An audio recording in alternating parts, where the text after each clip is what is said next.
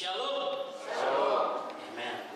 Puji Tuhan ya, semuanya bisa berjalan dengan kehendak Tuhan dan tidak ada sesuatu yang saya duga-duga, tidak ada sesuatu yang saya reka-reka, sebab saya percaya kepada Tuhan. Setiap hal yang menjadi kerinduan firman-Nya akan digenapi oleh mempelai di zaman ini. Haleluya. Kita buka di dalam Markus 8 ayat 34 sampai dengan 38. Kita mau bangkit berdiri, saudara, kita baca bagian dari firman Tuhan ini. Markus 8 ayat yang ke-34 sampai dengan 38. Saya akan bacakan yang pertama, kemudian selanjutnya saudara yang kedua, dan selanjutnya seperti yang ke-34.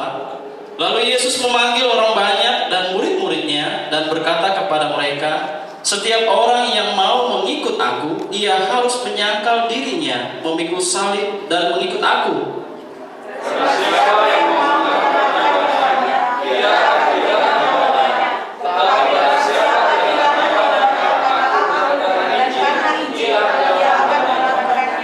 Apa gunanya seorang memperoleh seluruh dunia, tetapi ia kehilangan nyawanya?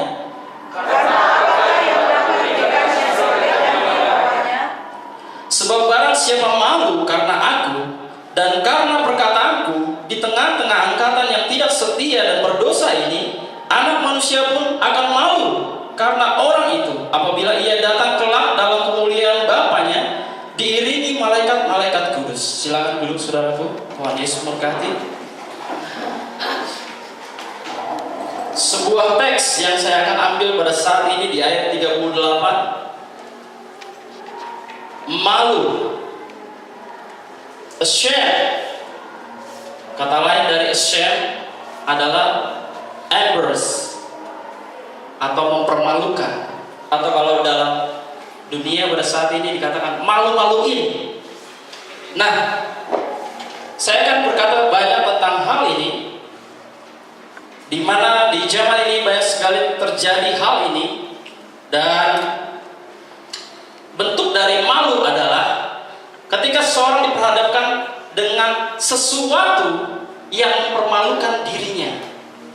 Dan hal lain, bentuk yang lain adalah ketika seseorang tidak tahu, tidak yakin dengan apa yang dia bicarakan. Nah, jika seseorang tahu dengan apa yang dia bicarakan dan dia mengetahui hal tersebut, maka dia tidak akan malu. Ada seorang berkata, "Apakah kau seorang Kristen?" Dikatakan, "Ya, saya seorang Kristen." Tetapi ketika firman-Nya datang, "Apakah kamu sudah dibaptis di dalam nama Tuhan Yesus Kristus?"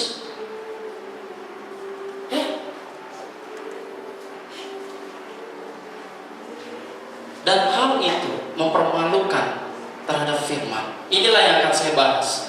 Malu terhadap firman. Nah, jika seseorang berkata, dia datang dan dia berkata dengan bangganya, "Saya bergereja di salah satu denominasi A. Saya bergereja di dalam denominasi B." Tetapi ketika seseorang berkata, "Saya seorang Kristen dan saya tidak ikut denominasi manapun," dan hal itu sedang mempermalukan dia, karena dia sudah mengakui bahwa dia ada dalam denominasi A atau B. Nah, jika hal tersebut sudah terjadi di zaman ini, di mana mereka sudah mengenal firman yang sejati dan tahu persis, dan tahu sudah mendengarkan setiap pesan dia di zaman ini, tetapi dia masih di dalam denominasi, namun dia berkata, "Saya tidak di denominasi manapun." Tidak, saudara. Itu tidak akan pernah bisa membuat dia menjadi benar, dan dia dipermalukan dengan hal itu.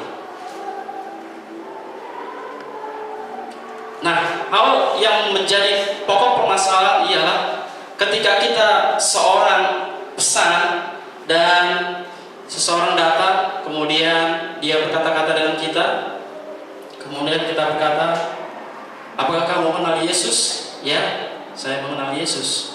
Apakah kamu pernah mendengar bahwa dia sudah dibaptis? Ya, saya sudah mendengarkannya. Apakah kamu tahu bahwa Roh Kudus akan membaptis kamu di zaman ini? Dia tidak mengetahuinya. Dan dia sudah mempermalukan dirinya terhadap firman, sebab dia seorang Kristen. Nah, jikalau itu menjadi bagian yang sangat mempermalukan diri kita, shame, dimalu-maluin karena itu terhadap firman-Nya, maka kita bisa menjawab dengan apa yang sudah kita lakukan di dalam firman. Dan itu membawa kita ke dalam posisi yang benar, membawa ke dalam posisi yang sudah Tuhan tempatkan di dalam hati kita. Nah, kalau kita sudah berusaha dengan beberapa pengajaran, beberapa hal yang kita pelajari, selidiki terhadap pesan dari zaman ini, kemudian kita tidak menemukan apa-apa, kita hanya melihat, ya itu bagus, itu baik, itu benar, tapi kita tidak dapat menemukan apa-apa yang membuat kita semakin terpacu oleh hal itu. Dan ketika kita sedang membacanya, kita begitu berkobar-kobar hati kita, seperti mulut Tuhan Yesus ketika dia berjalan ke Emmaus. Dia tidak tahu bahwa Tuhan sudah menampakkan diri dengan diri yang berbeda, dan mereka tidak mengenalinya. Kemudian berbicara, dan sampai akhirnya ketika Tuhan Yesus dalam bentuk yang berbeda berbicara tentang Musa, tentang nabi-nabi, tentang hal-hal itu, maka terceliklah mata mereka. Maka mereka melihat, ini Tuhan Yesus. Dan dia sudah tidak melihatnya lagi ketika mereka menengok, karena dia sudah menghilang. Nah, hal itu yang menjadi sasaran bagi orang-orang percaya di zaman ini, ketika kita hanya mendengarkan beberapa hal yang membuat kita senang, beberapa hal yang membuat kita bangga dengan hal itu, tetapi ada satu hal yang sangat-sangat menyakitkan. Pikulah salib,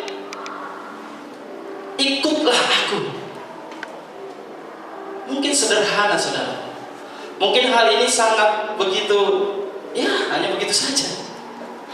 Tapi lihat, ketika kita memikul salib, kita diposisikan dalam pekerjaan kita, dan kita dinyatakan sebagai seorang Kristen. Apa yang kita perbuat? Apakah kita ikut-ikutan dengan mereka yang bekerja di sana di dalam dunia? Ataukah kita semakin memperlihatkan bahwa kita sejatinya adalah orang-orang percaya di zaman ini? Nah, perhatikan.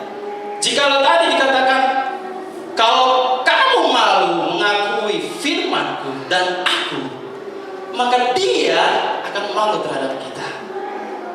Nah, hal ini yang harus kita hindarkan dari setiap hal.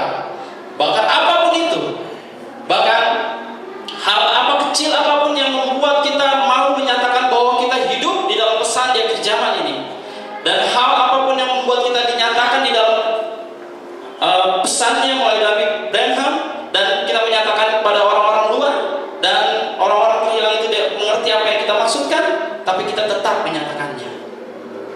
Kita tidak akan malu dengan hal itu. Haleluya. Nah, bagaimana dengan Musa?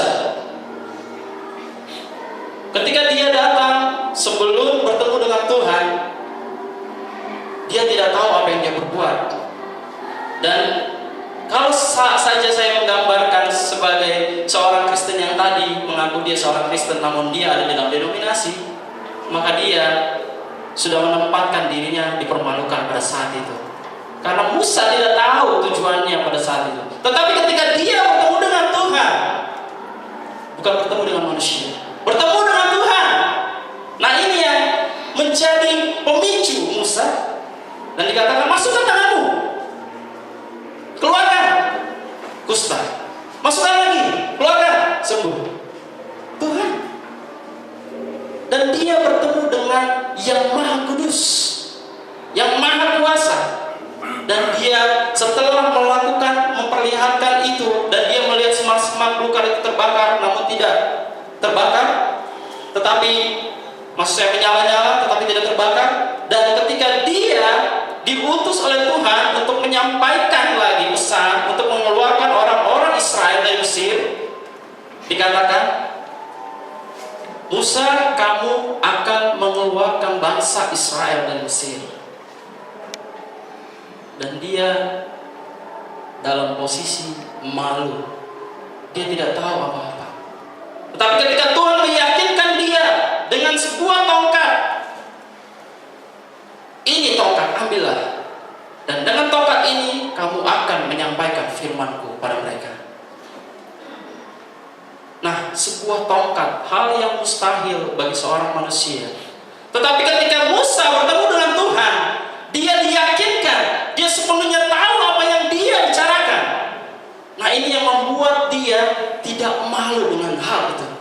Maka dia datang kepada Firaun dan berkata, Firaun, keluarkan bangsa Israel dari Mesir. Dan dia tidak malu lagi. Dia tidak datang dengan denominasi. Dan seorang nabi dengan demikianlah firman Tuhan, tidak datang dengan Pentakosta, Metodis, Presbyterian, Lutheran. Dia tidak datang dengan semuanya itu. Tanpa apapun, dia hanya tahu bahwa dia diutus oleh Tuhan. Dan dia hanya tahu bahwa Tuhan menyertai dia. Dan dia tidak pernah mempunyai sifat malu sedikit pun untuk menyatakan bahwa bangsa Israel harus keluar dari Mesir. Nah, ketika kita diperhadapkan dengan Babel, Mesir, dan itu adalah suatu pralambang daripada ketidakpercayaan. Ketika kita diperhadapkan dengan satu firman Tuhan yang kecil. Pernah satu kali saya mengikuti sebuah retreat dan saya diperhadapkan dengan soal, manakah yang kamu pilih? Merendahkan diri atau direndahkan hatinya? Saya mengatakan bahwa kedua-duanya ada di dalam firman. Merendahkan diri dan merendahkan hati. Tetapi seorang kakak itu, dia waktu itu masih sebagai kakak karena dia lebih tua dari saya. Dia mengatakan yang benar adalah merendahkan hati. Bagaimana bisa? Firman Tuhan sudah nyata, merendahkan diri dan merendahkan hati ada di dalam firman. Nah, ketika dia mengatakan kalau kita merendahkan diri, berarti kita tidak percaya, nggak percaya diri. Bagaimana mungkin? Saya dengan yakinnya menyatakan pada saat itu bahwa keduanya ada di dalam firman. Dan saya tidak malu dengan hal itu. Dan saya menyatakan, bagaimana bisa, Kak? Di sini dikatakan dalam firman Tuhan, kita juga harus merendahkan diri kita di hadapan Dia. Iya, tetapi yang paling penting adalah merendahkan hati. Bagaimana mungkin firman Tuhan ada yang penting dan ada yang tidak? Hati saya benar-benar bergejolak, saudara, waktu itu. Dan saya masih sangat muda, SMP pada waktu itu ya. Dan saya tidak mengetahui betapa begitu saya melihat hal itu. Tidak mungkin seorang yang bisa mengajar seperti ini menunjukkan hal-hal yang sangat membagi-bagikan firman Tuhan di setiap halnya. Tidak mungkin ada yang tidak penting dan ada yang penting. Firman Tuhan sepenuhnya penting buat kita. Haleluya. Nah, kalau dikatakan saya tidak suka membaca dengan Kejadian dan Wahyu, itu membuat saya bingung. Kemudian orang ini diperhadapkan dengan pertanyaan, bagaimana mungkin kamu seorang Kristen namun kamu tidak menyukai setiap kitab di dalam Alkitab? Apakah kamu malu mengatakan bahwa saya Injil sepenuh? Ada kesembuhan ilahi? Apakah kamu malu mengatakan bahwa kita bisa membuat bahasa lidah? Tidak. Itu tidak akan pernah bisa mempermalukan kita. Karena kita percaya Injil sepenuh. Kita percaya akan setiap firman dari Kejadian sampai dengan Wahyu. Bagaimana dengan Sadrak, Mesak dan Abednego? Apa yang dia katakan? Sekalipun Tuhan menolong kami atau tidak menolong kami, kami tidak akan menyembah patung itu. Haleluya. Dan apa yang kita katakan terhadap pesan? Sekalipun saya harus diberikan iming-iming untuk masuk dalam denominasi, denominasi manapun. Saya tidak akan pernah masuk ke dalam denominasi, sebab saya ada di luar denominasi. Men. Nah, jika pesan itu sudah sampai kepada kita, apakah kita malu menyatakannya? Lalu apakah malu kita mengatakan, di mana kamu gereja? Mungkin kita malu karena kita tidak tahu apa nama gereja kita. Tetapi kita dapat berkata, saya seorang Kristen, sebab saya percaya firman dan saya sudah dibaptis di dalam nama Tuhan Yesus Kristus. Tidak ada berapa hal untuk hal itu. Nah, seringkali saya diperhadapkan dengan hal ini. Ketika pada saat itu saya mulai dipanggil untuk masuk ke dalam pesan, dan pada saat itu saya benar-benar tidak tahu lagi. Dan waktu itu Brother Tunggul adalah sebagai kakak kelompok kecil kami di STM, dan dia menantang saya. Dan saya berkata, apakah ada firman yang berbeda? Saya katakan.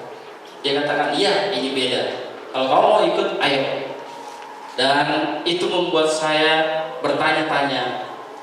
Dan keesokan harinya saya katakan, ya, saya mau ikut. Ayo kita mulai. Kemudian pada saat itu Mas Ito sebagai pengajarnya, dan dia mengajarkan tentang baptisan Tuhan Yesus Kristus begitu detail, dan saya begitu ini yang saya cari.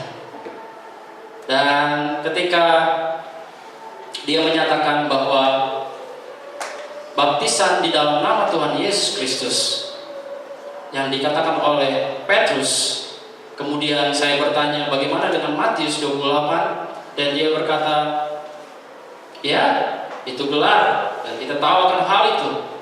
Dan kemudian dia menyatakan lagi, apakah pernah seorang dibaptis di dalam nama Bapa dan Anak dan Roh Kudus di dalam Alkitab? Tunjukkan satu ayat saja, maka kamu gak usah perlu dibaptis dalam nama Tuhan Yesus Kristus. Maka saya mencari-carinya di dalam perjanjian lama, perjanjian baru, saya tidak menemukannya. Nah, akhirnya saya mengatakan, ya, itu benar. Kalau memang demikian, saya tidak ragu lagi, saya mau dibaptis di dalam nama Tuhan Yesus Kristus. Dan hal itu yang menguatkan hati saya, yang menguatkan setiap perjalanan hidup saya. Saya tidak bermaksud untuk menyombongkan diri, saudaraku. Tapi Mazmur bilang, kita bangga, kita memiliki Tuhan.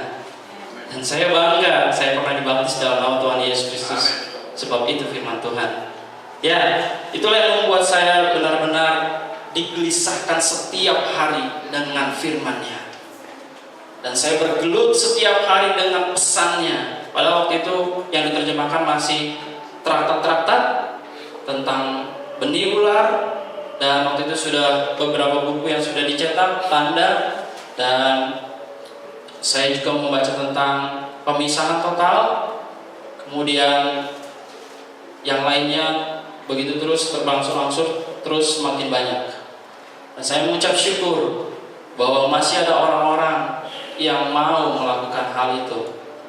Dan kiranya buat saya pada saat ini, jikalau mungkin di tempat ini ada juga seseorang yang melakukannya, mulai menerjemahkannya. Ayo, mari. Siapapun dia yang bisa bahasa Inggris ataupun dia tidak bisa bahasa Inggris, saya tidak peduli dengan hal itu. Anto dulunya seorang yang tidak mengerti bahasa Inggris, dan dia menerjemahkan satu-satu setiap kata di dalam buku itu. Dan dia mendapatkan apa sekarang? Dia sudah bisa menerjemahkan di depan. Karena apa? Dia tidak malu melakukan firman-Nya. Dia tidak malu dengan apa yang dia cari pada saat ini. Ya, saya percayakan hal itu. Dan mungkin menjadi alasan buat saya kalau saya berkata, saya memang sulit untuk menghafalkan sesuatu, tapi saya tetap berusaha, saudara.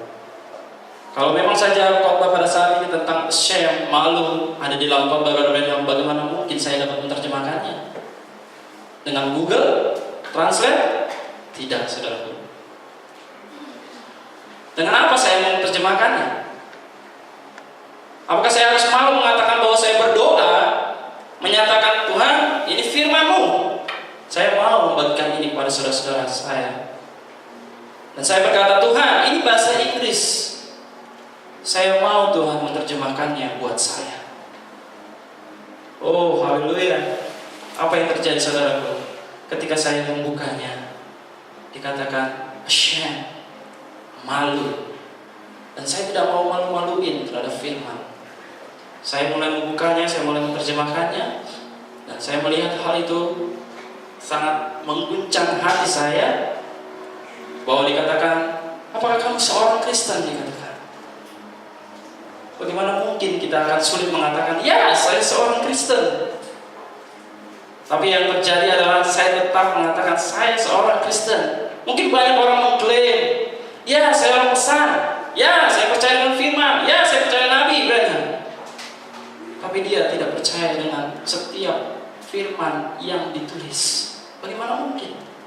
Dia sedang mempermalukan dirinya. Kalau dia memang benar percaya terhadap Nabi, kalau memang dia benar percaya terhadap pesan dari zaman ini, maka tidak ada satupun ayat atau satu iota pun hilang daripadanya. Haleluya. Setiap hal di dalam firman-Nya, sekali lagi, setiap hal di dalam firman-Nya, kita tidak akan pernah lepas dari hal itu.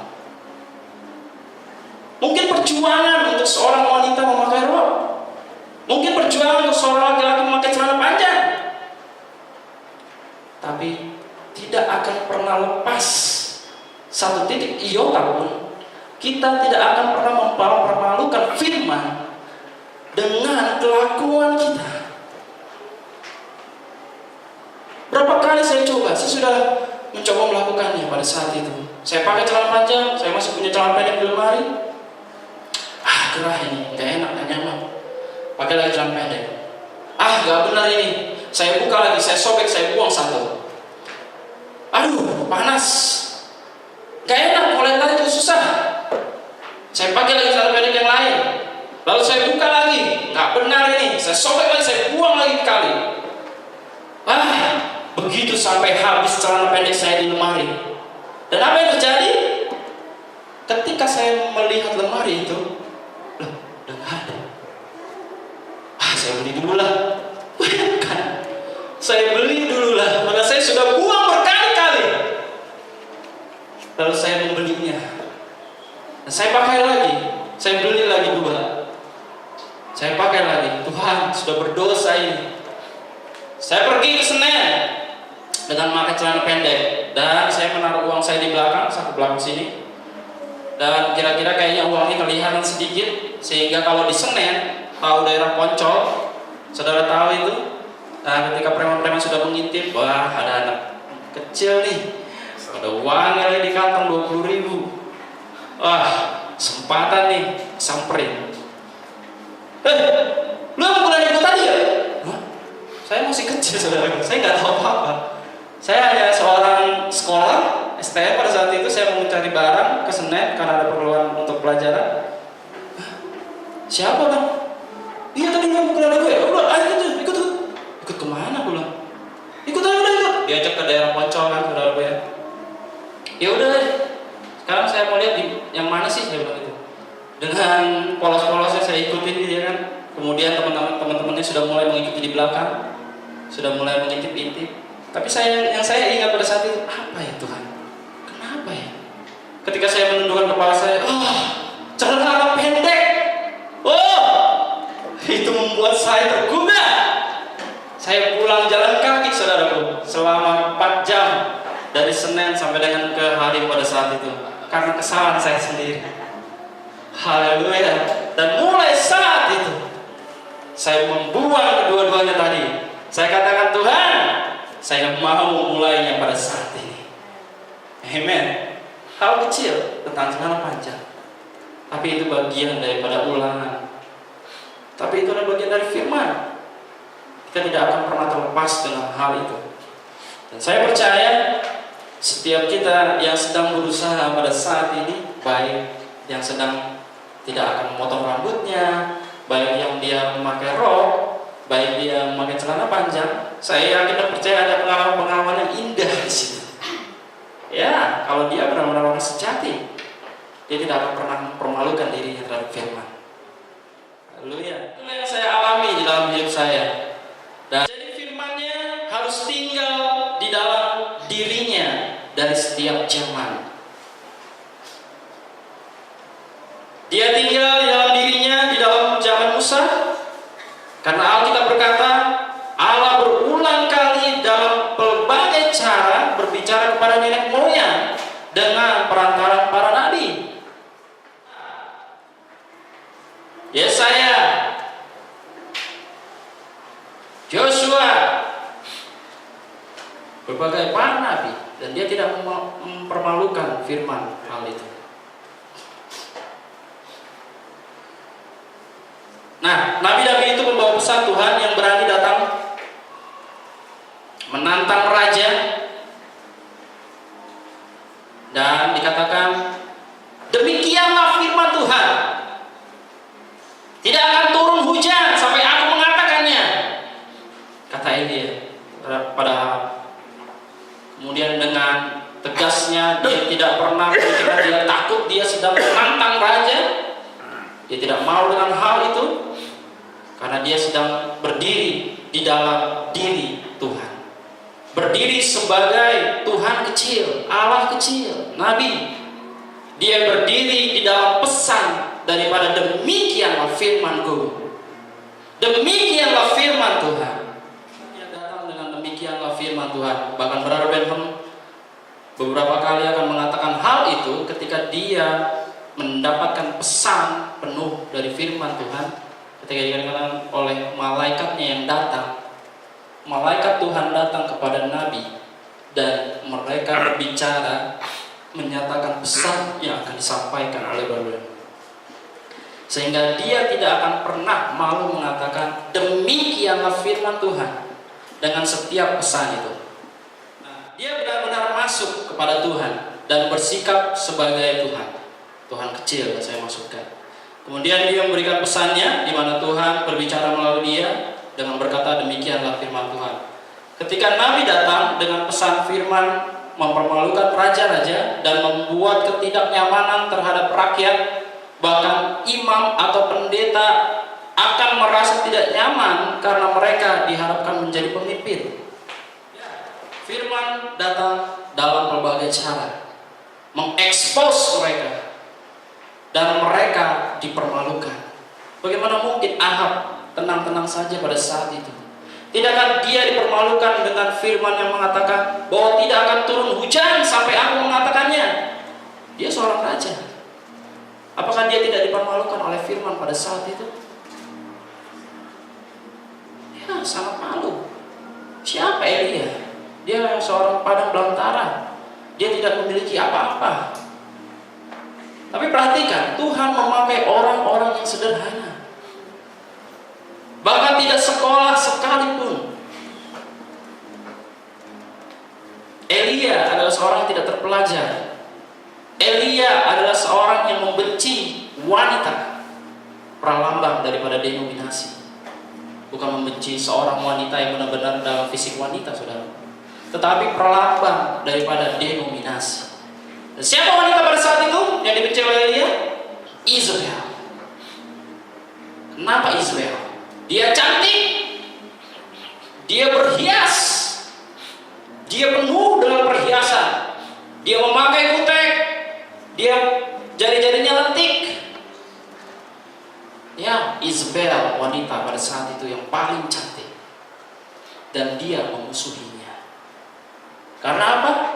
Dia menentang setiap firman yang disampaikan oleh Elia.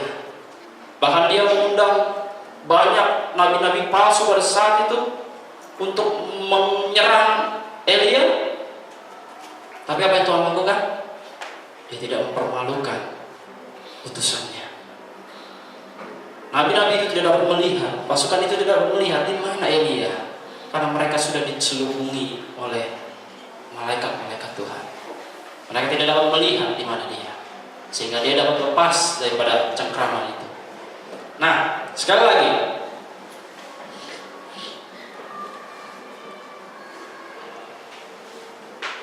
ketika Petrus diperhadapkan dengan pertanyaan daripada orang-orang Roma itu, kamu bukannya bagian dari kelompok dia, Yesus yang mau disalibkan itu?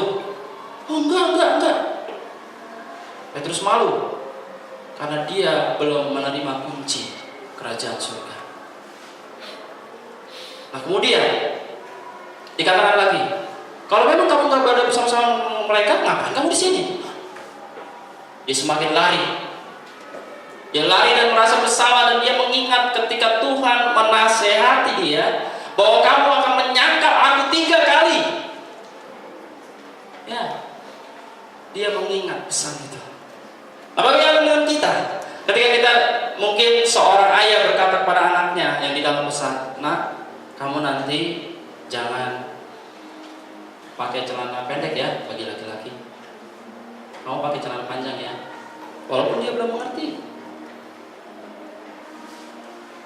Karena seorang ayah atau ibu, dia dapat menempatkan posisi anaknya. Sama seperti Tuhan, dia dapat menempatkan Yesus sebagai anak manusia itu di dalam bumi. Dia tahu apa posisi Yesus pada saat itu, yang tujuannya adalah mati, disalibkan. Dan dia tahu posisi tersebut akan menyakiti dirinya, karena dia sendiri ada di situ. Sepenuhnya dia manusia, sepenuhnya dia Tuhan, sepenuhnya dia Nabi, sepenuhnya dia Mesias, dan dia sedang dipermalukan oleh orang-orang itu. Ya, dikatakan kamu gak bisa berbuat apa-apa, padahal dia bisa. Ayo bangun, undang malaikatmu biar melepaskan kamu dari salib itu.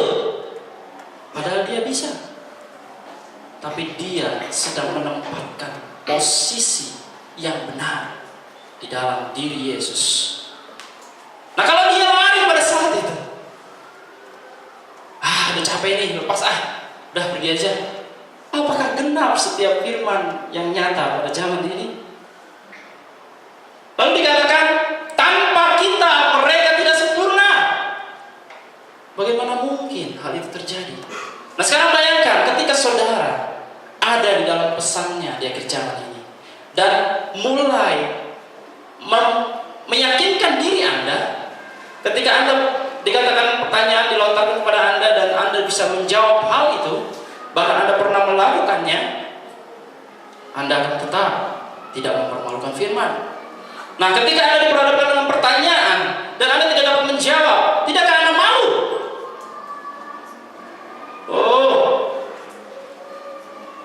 Nah hal itu yang harus kita benar-benar yakinkan, bahwa kita tahu posisi kita, bagian kita, apapun itu di dalam firman yang pesan Tuhan nyatakan di akhir zaman ini, itu menjadi milik kita. Kita klaim itu milik kita. Nah, sesuatu hal terjadi ketika orang bertanya pada kita sudah dapat menjawabnya. Karena apa? Kita sudah mengklaim firman itu. Nah, bagaimana mungkin kita dapat mengetahuinya kalau kita saja tidak mau berusaha? Kita tidak mau melihat pewahyuan yang indah itu. Nah, sekarang 7 zaman gereja. Anda perhatikan. Anda pernah baca itu? Siapa yang tahu? Judul 7 zaman gereja yang tulisannya kecil, yang ada terperinci-terperincinya. Anda bingung? Hah? Ada yang tahu? Ya. Kalau sudah dikatakan terperinci, berarti sudah detail. Nah kalau detail, apalagi yang mau ditanya? Nah kalau 7 zaman gereja dalam bentuk buku itu sudah dibuat, waktu itu kan masih dalam bentuk sebuah khotbah ya, masih banyak khotbah-khotbah, dan itu disaring kemudian dijadikan sebuah buku dan disetujui oleh Brother Benham, dan akhirnya jadi sebuah buku yang menyatakan terperinci. Artinya apa? Detail. Sudah benar-benar nggak perlu lagi kita tanya, tinggal baca aja. Ya, apa susahnya? Tinggal baca di zaman gereja yang terperinci. Oke, kita baca. Kemudian diawali tahu kemana maksud tujuan kita membaca tersebut. Nah, kalau kita sudah mengetahui itu, kita dapat menggambarkan suatu posisi. Saya dapat menggambar seperti ini, saudaraku. Saya sudah membaca 7 zaman gereja, saya sudah membaca meterai, dan saya sudah membaca tentang pohon pemulihan. Kemudian saya dapat menggambarkan hal seperti ini dari mana asalnya. Kalau tidak mendengarkan pengkhotbah yang lain, kalau tidak mendengarkan setiap pesan, kalau tidak membaca atau mencoba mencari menggali setiap pesan. Nah, sekarang kalau dikatakan pohon mempelai, pemulihan di atas, kemudian dihubungkan dengan 7 zaman gereja, kemudian dihubungkan dengan meterai di bawahnya, nah akan bertemu seperti hal ini dengan mudah kita membacanya. Di mana di zaman Efesus, ketika itu adalah zaman gereja pertama dan zaman gereja kedua, masuk ke dalam meterai yang pertama. Ini adalah lambang daripada singa, di mana 7 zaman gereja dari roh Tuhan di dalam meterai. Perhatikan baik-baik. Ini sebenarnya di dalam meterai, dan ini 7 zaman gereja. Ini roh Tuhan, dan ini roh daripada si setan. Nah, perhatikan. Jikalau ini 7 zaman gereja masuk ke dalam bilangan meterai, kemudian masuk lagi dalam pohon mempelai, kita dapat membacanya dengan mudah. Perhatikan ya. Buahnya dimakan. Dia dalam bentuk roh singa. Utusannya adalah Paulus dan Irenaeus di dalam zaman gereja Efesus dan Smyrna. Nah, rohnya iblis yang bekerja adalah kuda merah. Perhatikan, kalau kuda putih maksud saya. Kuda putih, dia memegang busur tapi tidak punya anak panah, jadi dia menakut-nakuti saja. Dan putihnya masih banyak, jadi dia hanya menyerang buahnya saja. Jadi pohonnya masih utuh. Nah, kemudian mulai lagi berikutnya, masih di meterai yang sama, daunnya dimakan, kemudian tinggal batang dan akar. Akhirnya masuk ke dalam meterai kedua di zaman gereja yang ketiga dan keempat, Martin dan Kolumba. Kemudian roh setannya adalah kuda merah, dan roh Tuhan adalah lembu. Artinya kalau misalnya iblis marah, ya tinggal dimakan saja karena lembu untuk dimakan. Perhatikan, doktrinnya diserang, kulitnya dimakan, yang sisa adalah akar. Akar adalah lambang daripada kehidupan. Nah, kemudian ketika ini sudah selesai, ini adalah pembantaian. Nah, kita masuk dalam pemulihan. Perhatikan pemulihannya.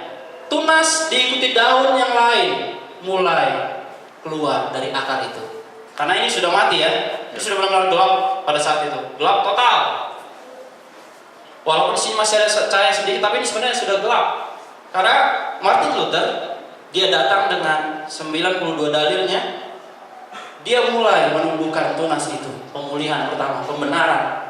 Kemudian dia masuk lagi dalam pengudusan di dalam meterai yang ketiga. Jadi zaman gereja kelima dan keenam ada di dalam meterai ketiga dengan muka manusia, seorang yang pintar, seorang yang punya pengetahuan yang baik.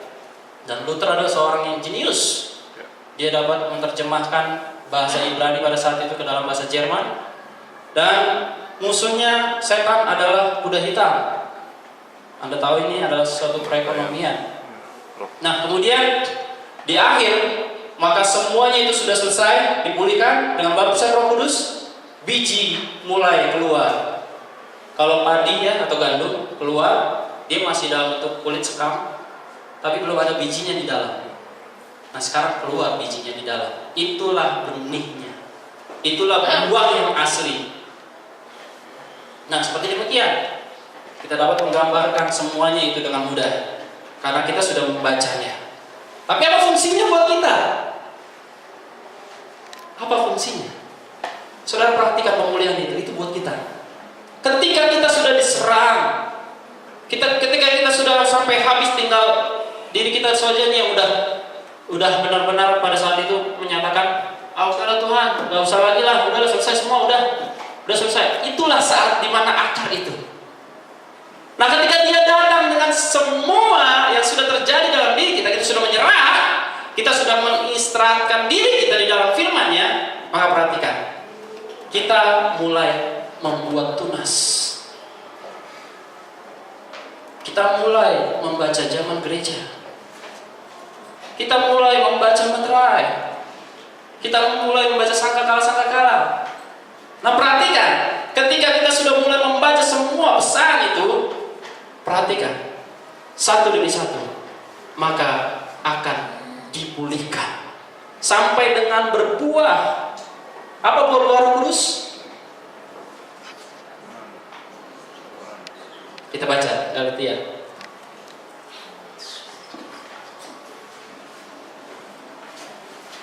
Galatia 5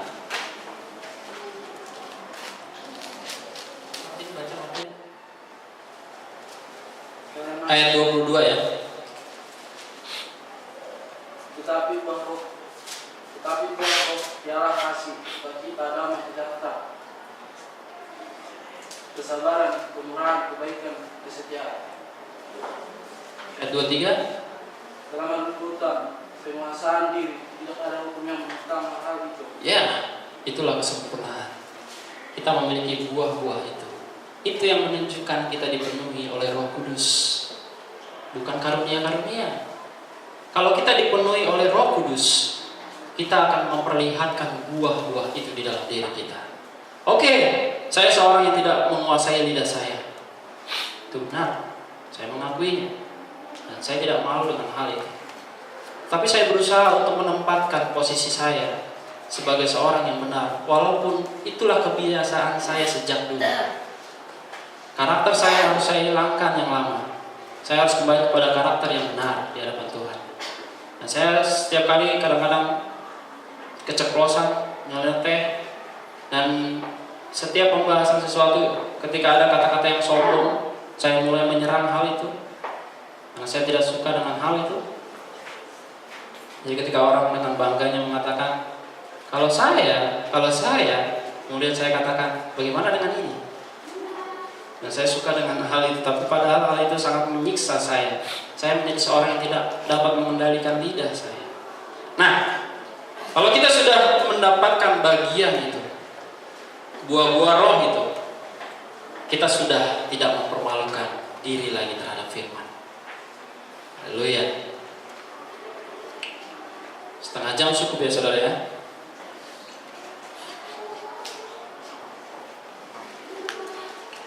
Nah, ada satu contoh. Bagaimana jika saya berkata kepada seorang anak, dan saya katakan, Anda tahu bahwa saya tidak punya anak pada saat ini. Saya katakan, ini anak saya. Lalu anak itu akan apa? Dia akan menengok. Siapa? Anak lu. Siapa lu? Ya. Karena itu tidak benar. Itu mempermalukan diri saya di hadapan umum. Seharusnya saya mengatakan itu kepada anak saya. Nah, sekarang tidak peduli seberapa banyak dunia menantangnya, berapa banyak denominasi menentangnya, Tuhan tetap membuktikan firman-Nya benar. Nah, ketika kita sedang mendiskusikan firman Tuhan dan Anda ragu dengan hal itu, maka Anda akan mengalihkan dan tidak mau melanjutkan diskusi itu. Itu mempermalukan diri kita sendiri. Tetapi bagaimana ketika manusia dipenuhi oleh Roh Kudus, dipenuhi kuasa Tuhan, kasih Tuhan ada pada dia, dia cukup berkata dalam beberapa menit, kemudian dia membuktikan bahwa dia ada di dalam Yesus. Ini adalah zaman yang jahat di mana Yesus berkata, orang akan malu terhadap firman dan Roh Tuhan yang bekerja di dalam diri mereka. Sekarang siapapun bisa membuat pengakuan, dan kita melihat hal itu di zaman ini, itu sangat mengerikan. Di hari-hari terakhir, sekiranya mungkin orang-orang pilihan disesatkan. Tapi apa yang terjadi ketika yang asli datang? Kalau memang ada nabi palsu, berarti ada nabi asli. Apakah yang asli selalu belakangan datang? Tidak. Aslilah yang duluan datang, baru nabi-nabi palsu mengikutinya. Firman Tuhan yang sejatilah yang duluan datang, barulah hal-hal yang tidak benar. Firman di dalam pikirannya Allah yang terlebih dahulu, baru kejadian di mana Lucifer menjatuhkan dirinya dengan dia mau disembah. Jadi bukan Lucifer dulu baru Tuhan Yesus ada. Jadi dia sudah ada di dalam pikirannya terlebih dahulu sebagai yang sejati itu, barulah mengikuti hal-hal yang tidak benar. Karena mereka nyontek. Jadi kalau roh tadi yang seperti digambarkan di situ, kalau singa yang duluan datang, maka si kuda putih ini tahu dia nyontek. Kalau saya sikapnya suci, kudus, dilihat orang, wah kayaknya kayak kalau paus ya, dia berjalan kemanapun orang langsung dia kayaknya mau sujud aja di depan dia, karena begitu saking kudusnya dianggap orang. Saya tidak tahu dengan hal itu kenapa mereka bisa dibutakan seperti itu. Saya percaya bahwa itulah yang dilakukan oleh iblis. Dia meniru karena dia tahu firman. Nah, kalau kita saja orang pesan tidak tahu firman, maka kita tidak tahu apa yang menjadi tipu muslihat iblis yang akan dia lakukan kepada kita. Jadi kita kadang-kadang nggak sadar gitu, ini si iblis nih, kita nggak akan tahu namanya. Tapi perhatikan, jikalau kita sadar dengan setiap firman yang kita ketahui, maka kita tahu ini adalah pekerjaan si iblis. Jadi kalau misalnya begitu, ada orang kerasukan, saya akan berkata pada orang kerasukan itu seperti ini, Tuhan setan, keluar ya, jangan di situ. Tidak, katakan iblis keluar di dalam nama Yesus. Ya, harusnya seperti itu, saudara. Apakah kita harus tetap tunduk terhadap hal-hal yang merusak hati kita? Perhatikan baik-baik. Jikalau kita benar-benar ikut di dalam pesan yang benar, maka nggak usah menyembunyikan sesuatu. Kita bisa tahu kalau benar atau enggak. Nggak usah lagi menyembunyikan sesuatu. Saya mengatakan saya seorang tidak penjaga lidah, benar. Semua orang mengakui hal itu. Saya kalau ngomong tuh asal cepat-cepat saja, benar. Tapi saya mau dihakimi di sini, bukan di sana. Saya setiap hal mau mengakui setiap kesalahan saya, karena saya mau dihakimi di sini, bukan di sana. Seperti dulu saya sering melakukannya, dan saya maju ke depan dan saya mengatakan, saya minta maaf karena saya melakukan hal itu, dan saya mau dihakimi di sini, bukan di sana. Ya, haleluya. Nah, kepada siapa saja yang benar-benar asli, ketika Tuhan menjanjikan baptisan Roh Kudus dan kamu menerimanya, dan ada sesuatu yang menempati dirimu, tidak ada apapun yang dapat mengambil tempat itu. Perhatikan baik-baik, saya ulangi. Kepada siapa saja yang benar-benar asli, ketika Tuhan menjanjikan baptisan Roh Kudus dan kamu menerimanya, dan ada sesuatu yang menempati dirimu, itulah Roh Kudus. Tidak ada apapun yang dapat menggantikan tempat itu. Jadi Roh Kudus itulah yang menaungi diri Anda. Tidak ada sesuatu yang lain yang dapat menguasainya. Nah, ketika seseorang pernah bertemu Tuhan, itu tidak dalam emosi yang tinggi, tidak dalam antusias, tidak dalam doktrin keagamaan, kredo katekisasi, atau dogma yang dia dapatkan, tetapi akan seperti yang Musa pernah alami, di mana dia bertemu Tuhan yang Maha Kuasa dalam semak yang menyala dan mendengarkan suara Tuhan tepat di depannya. Dan firman Tuhan menjanjikan sesuatu kepada Musa. Jadi kalau Tuhan sudah menjanjikan sesuatu kepada diri kita, kita harus perhatikan baik-baik akan hal ini. Jangan pernah mengeluarkan hal itu dari diri Anda. Tetap pegang itu. Kalau bagianmu adalah bagian yang menjadi paling bawah, lakukan. Jika kalau bagianmu adalah bagian di tengah, lakukan. Dan ketika kamu berada di atas, lakukan dengan benar di hadapan Tuhan. Apakah menurut saudara saya tidak takut berdiri di tempat ini? Saya benar-benar takut, saudara. Karena ketika dibilang seperti Bapak katakan, ketika saya turun, saya keluar, akan banyak serangan datang kepada saya. Dan tidak dipungkiri, dari keluarga dekat saja seperti istri, itu bisa terjadi. Ya. Karena saya tahu pikiran setan. Saya tahu dia akan menyerang saya. Makanya saya harus berusaha terbaik yang Tuhan berikan. Kalau saya memberikan sesuatu yang tidak benar pada saat ini, itu akan menyerang saya. Tapi kalau saya benar-benar melakukannya demikianlah firman Tuhan seperti yang sudah hambanya nyatakan, saya tidak mau lagi mengatakan bahwa saya bisa dipengaruhi oleh siapapun. Yang bisa menguasai saya hanya Roh Kudus. Haleluya. Yang bisa melakukannya hanya Roh Kudus. Jangan pernah kita jatuh dengan hal-hal kecil, hal-hal besar, karena itu akan membuat kita terperangkap di dalam iblis. Nah, kalau kita sudah terperangkap, udah merasa nyaman, ya udah, kita tinggal nikmatin aja tuh yang namanya maut, karena kita nggak sadar. Tapi ketika kita mencelitkan mata kita, melihat, udah nggak benar ini, ayo keluar dari sini, keluar. Ya, Abraham juga pernah melakukan hal itu. Dia mencoba lari dari pelayanannya. Dia mencoba, udah nggak benar nih, saya udah kayaknya kerasukan nih. Udah dia lari terus dengan mobilnya bagian jauh. Akhirnya apa? Tuhan menghentikannya. Karena tugasnya belum selesai. Tapi sebagai manusia apa? Dia masih, ya, saya masih, ya. Tapi saya tidak mau berdiri di situ, di dalam kelemahan itu.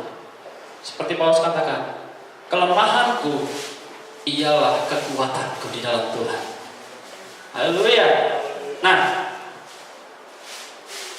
kita akan baca di dalam Kisah Para Rasul 2 ayat 38 dan 39. Bagaimana seseorang menerima Roh Kudus?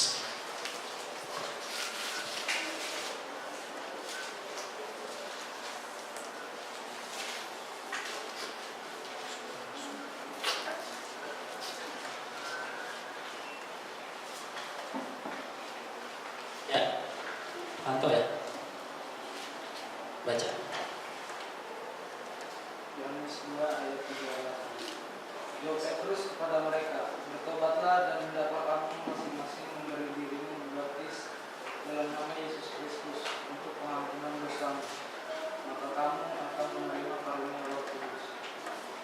39. Sebab bagi kamulah janji dan bagi anak-anakmu dan bagi orang yang masih jauh, yaitu sebanyak yang akan dipanggil oleh Tuhan Allah. Ya, perhatikan ayat 39. Sebab bagi kamulah janji itu, dan bagi anak-anakmu, dan bagi orang yang masih jauh, yaitu sebanyak yang akan dia panggil oleh Tuhan. Apa? Dibaptis di dalam nama Tuhan Yesus. Nah, ketika ini datang kepada diri Anda, apakah kamu mau dibaptis dalam nama Tuhan Yesus Kristus?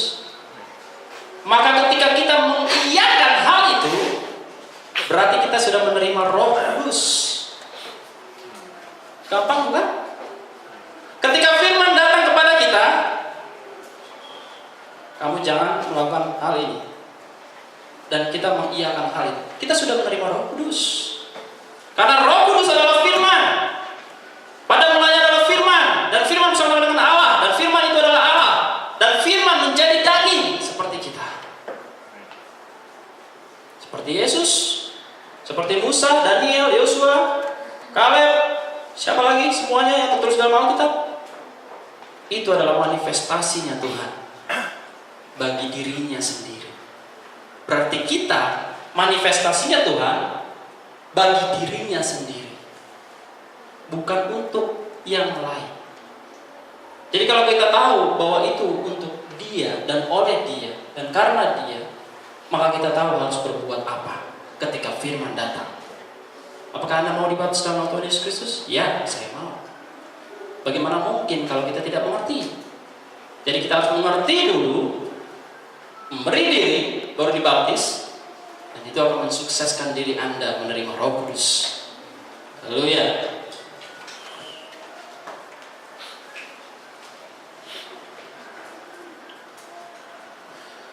Nah, bedanya menerima dan bedanya dipenuhi adalah, kita baca dalam Keluaran 3 ayat 1 sampai 22.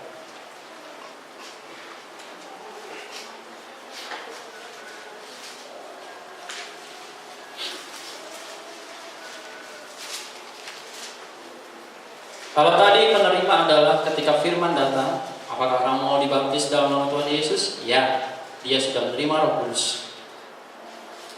Bagaimana dengan dipenuhi oleh Roh Kudus? Ya, saya bacakan saja karena banyak. Adapun Musa, ia biasa mengembalakan kambing domba, Yitro, mertuanya, imam di Midian. Sekali ketika ia menggiring kambing domba itu ke seberang padang gurun, sampailah ia ke gunung Allah, yakni gunung Horeb.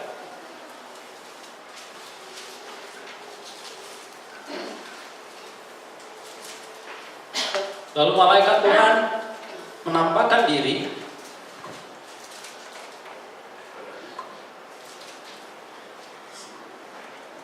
kepadanya di dalam nyala api yang keluar dari semak duri. Lalu ia melihat dan tampaklah semak duri itu menyala, tetapi tidak dimakan api. Musa berkata, baiklah aku menyimpang ke sana untuk memeriksa penglihatan yang hebat itu. Perhatikan, ketika ada sesuatu yang menarik dirinya, ini adalah tarikan yang pertama. Ketika tarikan yang pertama itu datang melalui mukjizat,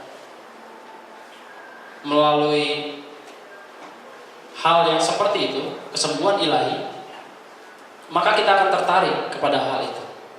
Yang pertama. Nah, setelah dia mengecek tentang hal itu,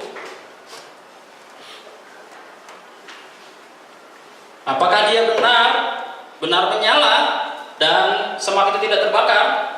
Apakah benar orang itu dibangkitkan karena doa daripada Brother Branham? Apakah benar seorang anak itu bangkit oleh doa Brother Branham? Kemudian apakah seorang itu sembuh dari kankernya ketika Brother Branham menyentuhnya dan berdoa kepada Tuhan? Kita coba mengecek akan hal itu. Itulah tarikan kita yang pertama, bagaimana kita dapat mengenal pesan. Dan saya setiap ketika mendapatkan hal ini, saya menguji, saya lihat benarkah di Brother Branham ini nabi? Benarkah ini kalau dia menyembuhkan? Benarkah kalau dia ini memang membangkitkan seorang anak? Dan persiskah ini seperti Elia pada zamannya?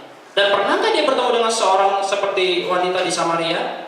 Apakah dia pernah bertemu wanita seperti itu? Ya, saya katakan. Apakah dia mempunyai anak? Ya. Seorang janda? Ya. Dia menghidupkan anak itu? Ya. Karena saya mengecek akan hal itu. Nah, perhatikan baik-baik. Ketika dia mulai memeriksanya, ditarikan yang pertama. Musa berkata, baiklah aku menyimpang ke sana untuk memeriksa penglihatan yang hebat itu. Mengapakah tidak terbakar semak duri ini? Mengapakah Brother Branham dapat menyembuhkan orang itu? Mengapakah ketika dia dapat membangkitkan orang mati itu, dia melungkup seperti Elia dan anak itu bangkit? Dia tidak jadi pergi terbang pada saat itu karena ada suara dari malaikat itu mengatakan kamu tidak boleh pergi, dan ada seorang yang menghalangi dia, dan dia bertemu dengan wanita itu, dan wanita itu bertemu dengan dia, seorang janda. Dikatakan anaknya sedang sakit dan hampir mati. Ya, dia mengecek akan hal itu, benar tidak? Nah kemudian ketika dilihat Tuhan bahwa Musa menyimpang untuk memeriksanya, ketika Tuhan melihat bahwa Anda sedang menggali hal itu, memperlihatkan hal itu, mengecek hal itu, benarkah Anda ini mengikuti orang-orang percaya? Benarkah dia tanda-tanda ini adalah supranatural di hadapan Tuhan oleh dia, benar-benar? Kalau itu benar, lalu apa yang kita sangka? Nah, perhatikan. Berserulah Allah dari tengah-tengah semak duri itu kepadanya, Musa, Musa. Dan ia menjawab, ya Allah. Lalu ia berfirman, janganlah datang dekat-dekat, tinggalkanlah kasutmu. Ya, tanggalkanlah kasutmu. Jadi ketika kita sudah mulai memeriksanya, sudah mendapati, oh iya benar, dan ciri-cirinya benar, dan dia adalah seorang nabi. Dan ketika Tuhan menyatakan, jangan terlalu fokus ke situ. Perhatikan, jangan terlalu fokus kepada tarikan yang pertama, karena akan ada tarikan yang kedua, ada tarikan yang ketiga, dan pembukaan firman. Nah perhatikan, kita belum sampai kepada pembukaan firman. Lalu ia berfirman, janganlah datang dekat-dekat, tanggalkanlah kasutmu. Dan kemudian ayat 6 lagi ia berfirman, akulah Allah ayahmu, Allah Abraham, Allah Ishak, dan Allah Yakub. Lalu Musa menutupi mukanya sebab ia takut memandang Allah. Nah ketika kita sudah ditegur seperti itu di dalam tarikan yang pertama, jangan fokus ke situ. Kemudian kita coba mencari-cari lagi. Oh, tentu saya bilang jangan lagi ke situ. Perhatikan yang ini. Ketika Roh Kudus bisa melihat pikiran hati manusia. Itu yang baik-baik. Ayat 7, dan Tuhan berfirman, saya suka dengan angka ini, sempurna. Dan Tuhan berfirman, aku telah memperhatikan dengan sungguh kesengsaraan umatku di tanah Mesir, dan aku telah mendengar seruan mereka yang disebabkan oleh pengerah-pengerah mereka. Aku mengetahui penderitaan mereka. Aku tahu apa yang kamu perbuat. Ketika kamu sudah menyelidiki aku tentang tarikan itu, aku tahu kamu sudah berusaha untuk mengetahuinya. Apa yang Tuhan berikan?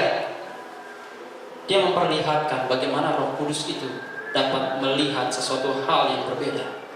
Aku telah turun untuk melepaskan mereka dari tangan orang Mesir dan menuntun mereka keluar dari negeri itu ke suatu negeri yang baik dan luas, suatu negeri yang berlimpah-limpah susu dan madunya, ke tempat orang Kanaan, orang Het, orang Amori, orang Feris, dan yang lainnya. Sekarang seruan orang Israel telah sampai kepadaku. Dilihat oleh Tuhan, ditarikan yang pertama. Nah, berarti ada jalan keluar menuju tarikan yang kedua.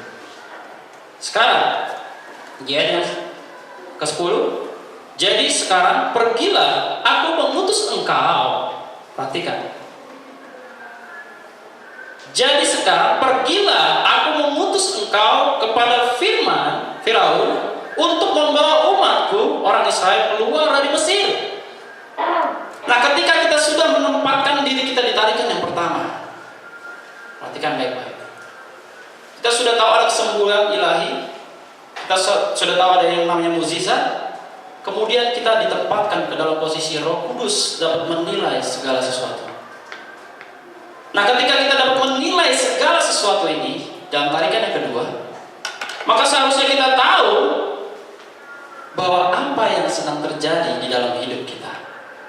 Nah, kita sudah meyakini bahwa dia adalah yang benar. Pesannya adalah Roh Kudus di zaman ini. Maka sekarang adalah kita menerima setiap janji-janjinya. Apa yang pertama dilakukan? Pembenaran, pengudusan, baptisan Roh Kudus.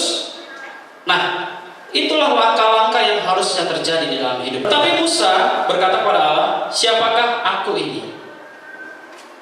Pernah diperhadapkan seperti itu, saudaraku? Ketika saudara harus berdoa untuk seseorang, siapakah aku ini?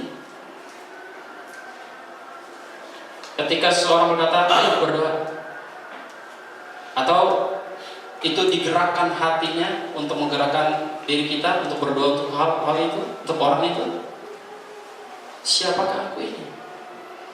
Karena kita akan merasa, emang saya siapa? Saya nggak perlu lah, saya nggak usah. Iblis tahu kelemahanmu. Jadi perhatikan baik-baik. Seharusnya itu yang menguatkan kita. Di tarikan yang kedua kita harus menerima hal itu. Kita harus menerima ketika dipertentangkan dengan hal itu. Ayo doakan, ayo. Roh Kudus. Baik. Lalu firman-Nya, bukankah aku menyertai engkau? Bukankah pesanku sudah sampai samamu? Oh, kalau sudah sampai, ngapain takut? Ya. Ayat 13. Lalu Musa berkata kepada Allah, tetapi apabila aku mendapatkan orang Israel dan berkata kepada mereka, Allah nenek moyangmu telah mengutus aku kepadamu, dan mereka bertanya kepadaku bagaimana tentang namanya, apakah yang harus kujawab kepada mereka? Seperti yang tadi saya katakan, berdoa kepada orang yang kerasukan di dalam nama Tuhan Yesus, keluar iblis. Ya, kita tahu nama itu. Nah, firman Allah kepada Musa, aku adalah aku, I am that I am. Lagi firman-Nya, beginilah kau katakan kepada orang Israel itu, akulah aku, demikianlah firman Tuhan. Nah, selanjutnya berfirmanlah Allah kepada Musa, beginilah aku katakan kepada orang Israel, Tuhan Allah nenek moyangmu, Allah Abraham, Allah Ishak, Allah Yakub, dan telah mengutus aku kepadamu, itulah namaku untuk selama-lamanya. Dan itulah sebutanku turun-temurun, nama Yesus, Tuhan Yesus Kristus. Pergilah, kumpulkanlah para tokoh Israel. Selanjutnya dia mengutus dan masuk ke dalam tarikan yang ketiga. Firman. Perhatikan.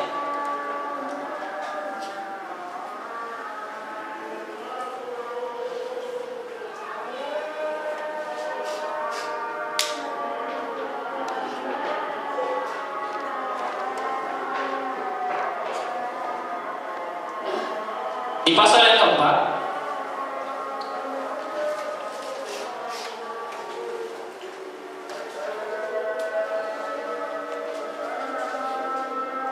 tahun 63 ketika pembukaan firman itu terjadi, dan Brother Branham menyatakan semua yang telah dimeteraikan, yang telah dirahasiakan, yang telah disegel di zaman-zaman yang lalu, dan dia yang membukakannya. Perhatikan baik-baik. Bagaimana jika mereka tidak percaya kepadaku dan tidak mendengarkan perkataanku, melainkan berkata, Tuhan tidak menampakkan diri kepadamu. Nah, Tuhan berfirman kepadanya, apakah yang di tanganmu itu? Perhatikan, tadi sudah masuk dalam tarikan yang pertama, mukjizat. Kemudian masuk ke dalam Roh Kudus menilai segala sesuatu. Dan sekarang tarikan yang ketiga adalah apa yang kita punya. Baptislah dirimu di dalam nama Tuhan Yesus. Ya, nyatakan itu kepada mereka. Nah sekarang, apa yang ada di dalam tanganmu? Tongkat. Apa yang di dalam diri kita? Firman. Apa itu? Baptislah mereka di dalam nama Tuhan Yesus. Nah, yang ketiga, firman Tuhan, lemparkanlah itu ke tanah. Ya? Katakanlah itu kepada orang-orang yang terhilang. Perhatikan, karena ada 3 tingkatan dalam tarikan yang ketiga, di mana pembukaan firman, yaitu penyikapan firman, pembukaan firman, dan berkhotbah bagi orang-orang yang terhilang. Nah, 3 bagian ini yang harus kita lakukan di zaman ini adalah bagian yang ketiga, menyatakan kepada orang-orang yang terhilang. Di mana ada kesempatan kita dapat melakukannya, lakukanlah. Di mana ketika kita berada di dalam lingkungan, lakukanlah. Jadi jangan sampai orang nanti bingung dengan kita. Siapa dia? Bagaimana dia? Mungkin tergoncang, iya. Karena dia aneh. Nah, itulah yang menjadi hal ini. Tetapi firman Tuhan di ayat yang keempat kepada Musa, ulurkanlah tanganmu. Tadi dikatakan dengan tongkat, sekarang tangannya. Dia sendiri yang melakukannya. Tadi kita mengatakan, Pak, ada itu tuh orang mau dilayani. Tapi sekarang kita yang melakukannya. Pak, itu dia mau dibaptis tuh Pak. Tapi sekarang kita yang melakukannya. Nah, apa yang Musa lakukan setelah dia bertemu Tuhan? Dia tidak malu berkata-kata kepada Firaun. Oh Firaun, keluarkan bangsa Israel ini. Karena Tuhan sudah ada di dalam dirinya. Haleluya. Ya, mari jangan pernah malu dengan firman yang kita dapat di zaman ini, yang menantang banyak hal di dunia. Jika kita diperhadapkan dengan hal itu, bagaimanapun juga Tuhanlah yang menolong kita. Bagaimanapun juga Tuhanlah yang menolong kita. Jangan pernah malu untuk melakukan setiap firman Tuhan yang telah kita dapatkan. Terima itu dan wujudkan dalam kehidupanmu. Haleluya, Tuhan Yesus memberkati. Kita angkat berdiri, kita angkat pujian bagi Tuhan.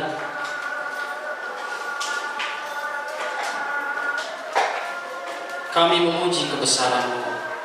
Ajaib Tuhan, ajaib.